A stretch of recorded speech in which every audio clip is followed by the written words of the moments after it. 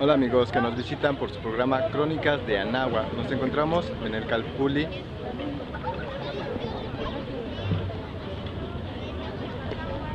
Yaoejecat. Entonces ahorita nos invitaron un ponchecito muy rico, un cafecito, una torta para compartir el desayuno. Y están realizando su tlalmanali, que es esta.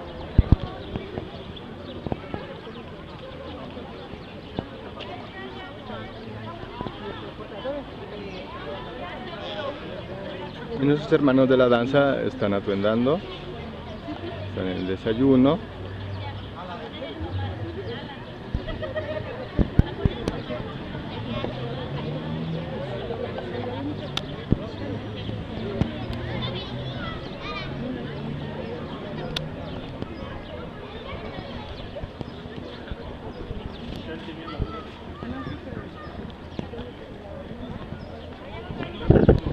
Bueno amigos, los invitamos para que vean los siguientes videos.